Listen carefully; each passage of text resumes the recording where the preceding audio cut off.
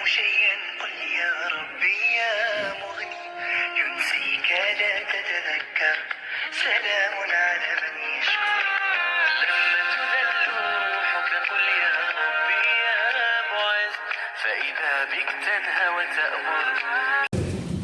سلام علیکم تماشابینان عزیز، امیدوارم هر یک شما خوب هستید. شکرانه الله که ما هم نوزیم. امروز ویدیوی ما از همه زری بچه ها می شود. من امروز بچه ها ما ضرب آوردم. چریزدین من بسیار می بیایم به این زل. بچه ها ما یعنی می بیارم یک سال دیگر می کنم میرفت که می شوند. بعد بچه های میگرم خونه میروم.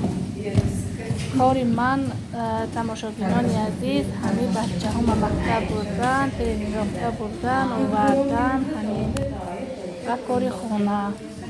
از زل بر آمدیم تماشابینان، طرف مگزین آمدیم. در نزد خانه ما یک مگزین کلان هست و این مگزین فیرمی نمی باشد، خیلی و خیلی نرخشان گران است. ما راستی با اینجا برای پسوده آمدیم یک نظر کنیم نرخ‌های پسوده برای که کمتر ترایلکه لازم داریم. ترایلکه هایی که میوگی یا که سالاد گوییم همین خیلی برای خونه من لازم است. خیلی گفتیم یک گذاریم نرخوشون از نظر گذرانیم، مخقول که شد به خونه بریم. و در اینجا بچه های من همه چیره مگزینه بدیشان که کو بینند. اینا تماشابینان عزیز تریلکه هایی که من ویبرات کردم اینا ها می باشد. بگوید که تریلکه ها خیلی است به شما پسند است تماشابینان یا که نه. برای من خیلی این همی سفید محقول شد و نگفته نماند که در اینجا تلویزورهای هر خیلی هستند. تماشا کنید و بگوید که کدام همین تلویزورها برای شما محقول است، کدام رزمیر. یعنی شما بگوید تا که ما در خانه داریم و فهمیم که کدامی رزمیر همین تلویزور برای شما پسند است.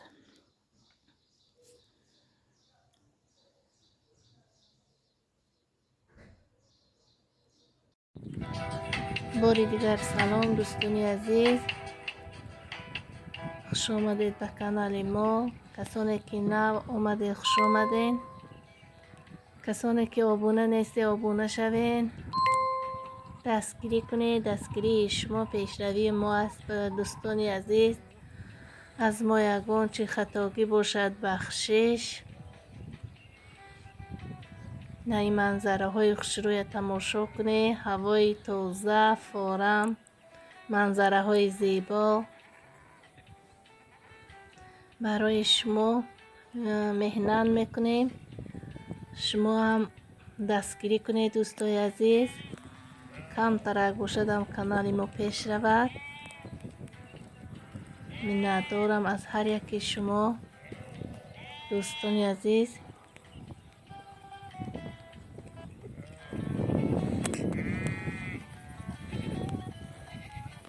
تماشابینان گرامی کم تر باشدم تب شما را بالیده گردانیم.